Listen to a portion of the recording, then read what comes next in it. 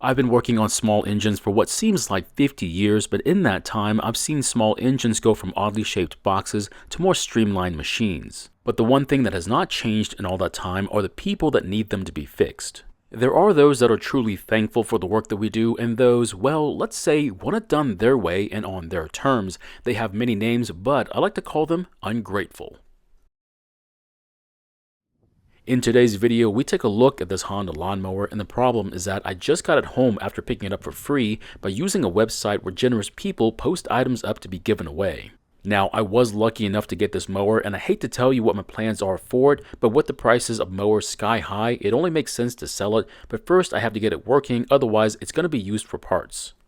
Now, I may have already fixed this mower in a different video, so if you want to see that video, there should be a link to it at the top of the screen or at the end of the video.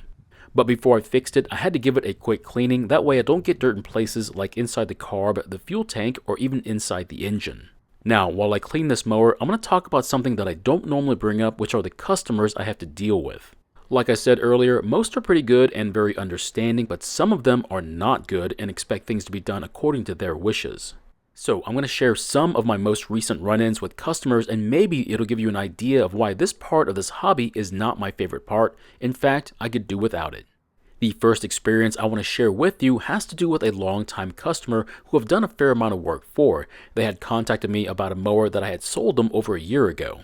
Now, they didn't ask for my help. Instead, they were complaining about the mower starting and running for some random amount of time and then shutting off. Now, at this point of the story, there are no real issues to report, but it turns sour real quick though. Now, since they were not asking for my help, what I did was I offered them some advice as to what I thought the issue was and how I would fix it. I told them that I thought it was fuel related and asked them to drain the fuel tank and put new fuel into it. Now, to be quite honest, I did not think they would even bother to try what I recommended and would contact me the next day or two stating that it didn't work, but instead, I didn't hear anything from them. So this made me believe that they did not need my help and they were able to get the mower to work like it should, and man, was I ever wrong. So about 2 weeks go by and I get a call from them. Now, when I saw the caller ID, I was very curious as to the reason why they were calling me. Initially, I thought they were calling me to confirm what had happened to the mower. Nope, that was far from what happened. They started the conversation by saying that the mower was still having the same issue of starting and dying and desperately needed some help. So you do have to remember, it's been 2 weeks since the first call of complaints about the mower. So what happened in those 2 weeks? Well, you'll never guess what happened. Turns out they didn't even try and use it, and in that time the grass had gotten a lot taller. So what was the point in calling me the first time around then? Now, I will tell you what I think really happened in a minute, but I'm going to continue with what happened on the second phone call instead. So they gave me the same story from the first phone call from 2 weeks ago, and I asked them if they tried what I had recommended. Now at this point, if you hadn't guessed it, they had a good reason as to why they didn't. So I figured that they really must need my help, and so I asked them when was the earliest that we could meet up so I can get the mower from them to solve their issue, which turned out to be the next day. Now, I wasn't terribly worried about the whole situation just yet. It really sounded like they needed my help, and I was willing to give it, but to those that would take responsibility and take the steps to help themselves. Now, if you hadn't guessed it by the way I ended the last sentence, that did not happen here. The next day finally came and I waited for their phone call just like we agreed upon, but it never happened. I waited for the first hour to pass by before I got concerned, but by the second hour I was getting annoyed, and by that time I needed to move on to my other commitments, and it was a good thing I did because they never called or messaged me that entire day. Fortunately, I got done what I needed that day, and I never reached out to them because I was not the one that needed help, and I did not have that responsibility to do so. They're an adult, and sometimes you have to do adult things. You know what I mean. So I left it up to them to make the arrangements and then fulfill them. I am sorry if you don't agree with me, but just keep listening, and it should be clear as to what really happened. It wasn't until the next day they made contact with me to try and make new arrangements without even taking responsibility for basically putting me on call the previous day. And they didn't have a good reason as to why they didn't go through with the plans the day before. You heard me, they did not have a reason. No drama, no trauma, or anything else that might rhyme. They simply did other things and just forgot the plans they had already made. So here's the part that I have not mentioned yet that should make my case against them even stronger. This was not the first time they've forgotten our plans. In fact, it's happened several times, but this time was going to be the last time. I informed them they were no longer on my service list and that I was not obligated to do any work for them, and that my only goal was to help people with what little skill I have, and if they're not able to fulfill their part, and mind you this was repetitive, that they could find someone else to jerk around. Now, needless to say, that didn't go over very well with them. It turned a grease fire into a house fire, but I remained calm and let them tire themselves out before they hung up. Sometimes it's just better not to say anything and just listen, especially if the other person has something important to say, or shout in this case. So here's what I think really happened.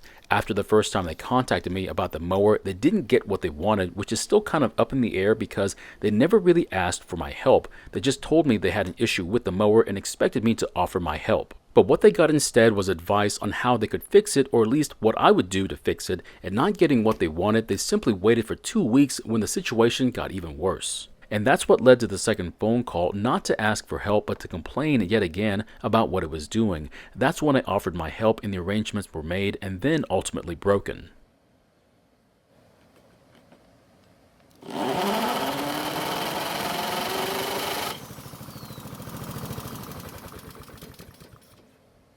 Now, I really shouldn't be too hard on someone who has a difficult time keeping up with the plans they make.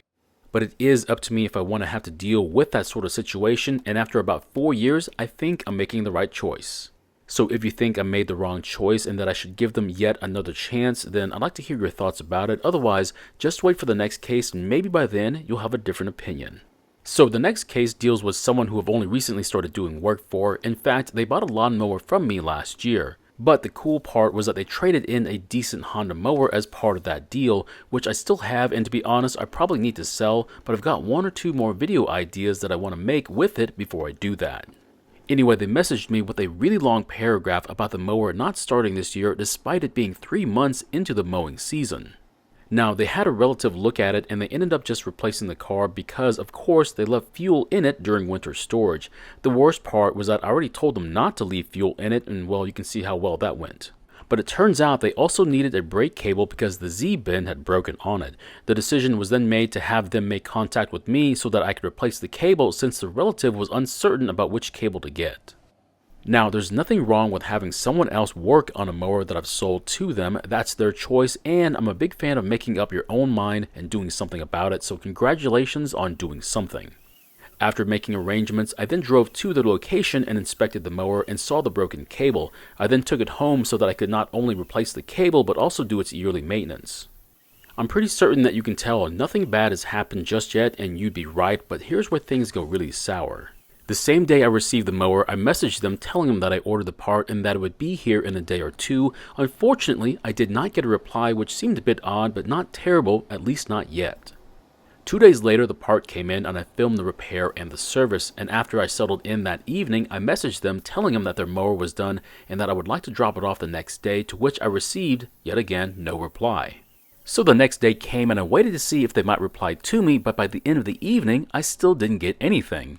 So the next day, I sent them a text saying yet again that I would like to bring the mower back to them the following day, and that it was at this time I finally got a response saying that would be great and that they've been too busy to respond the last 3 days. Now, this person is in their mid-20s, and not having their phone in their face at some point in the day must be some sort of world record because it's almost unheard of. Remember, this is a person who sent me a paragraph chronicling what's happened to their mower this season. This is not someone who does not know how to use a cell phone. The next day around lunchtime, I did not text them. Instead, I called them to make the arrangements to drop off the mower. Now, the phone started to ring and then promptly went to voicemail, which did not sit with me very well. So not only are messages ignored, but phone calls as well?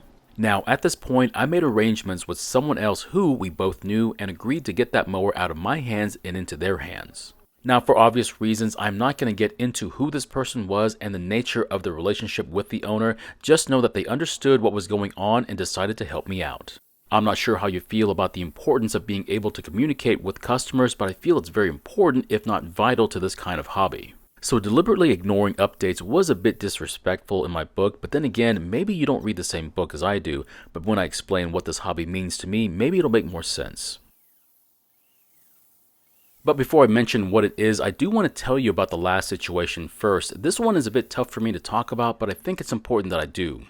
I had an uncle reach out to me that said they had some equipment that needed fixing. I told them what to do with it, and I told them I would get to it. But my time is extremely precious to me, so much so that I typically have plans for that day, the next day, and possibly even the day after that, and I need to work in even a pickup into my schedule. So if you hadn't guessed it yet, I was not planning on getting them that day, but on my first available free day, which unfortunately was 3 days later. However, in that time, I got what I can only describe as an angry message asking why I haven't picked them up yet. I then told my uncle that I was planning on getting them the next day, which was my earliest opening in my schedule. I'll phrase it like this: when I clock out at the end of work and head home, my boss does not get to tell me what to do outside of work. So guess what a person who I do not work for and I'm doing a favor for gets to tell me to do? If you guessed nothing, you'd be correct. Now, don't get me wrong, I appreciate every single piece of equipment that I get to work on, but if it means each and every project comes with issues or hassles, I might just have to come up with a different means of getting projects. Now, when problems come up, you can either give up and go home, or you can work around the issues and find ways to avoid them in the future. And if need be, I don't have an issue making such plans. I've had to deal with a lot in the last century, and I've seen some pretty incredible things, so having to work around problems is nothing new. I'm sure I'm not alone in the way I'm thinking here. If you sincerely want to help someone out with something that you're good at, whether that be computer stuff, manual labor, or even just spending time with them, and yet they can't seem to help themselves, it's tough to continue to give of yourself to them. Now, maybe they're a close friend, a partner, or even a relative. Now, these problems are not new, and I'm sure you've seen this issue from them at least once since you've met them.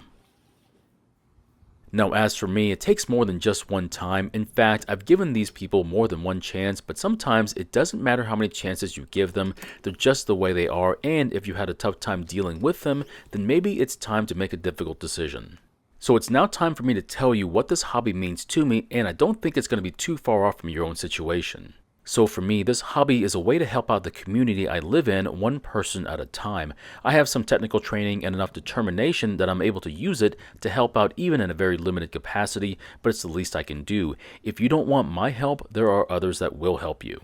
And that's because no matter how much I try, customers are going to do or not do whatever they want, and for me, I have the luxury of not being a party to their choices, whether good or bad. I hope that makes sense to you, because for some, they don't seem to get it, and even then, I can't fault them because they're not me, so I can't expect them to understand, but I end up not expecting all that much from them in the end. All I have is what they say, and when that fails to happen, I just walk away. Now, if you made it this far into the video, I want to thank you for sticking around, and I do want to tell you one more key piece of information that took me a long time to understand, and that is, if you don't like dealing with people, this may not be the type of work you want to get into, otherwise you might get a nasty surprise. So my question is, have you had a situation where someone you were trying to help ended up doing or saying something that made you change your mind about helping them? It doesn't have to be about small engines, it can be about most anything else. Thank you for watching. I really do appreciate your time here. Please feel free to ask me any questions about this project or about your own projects, and I hope to see you in the next video.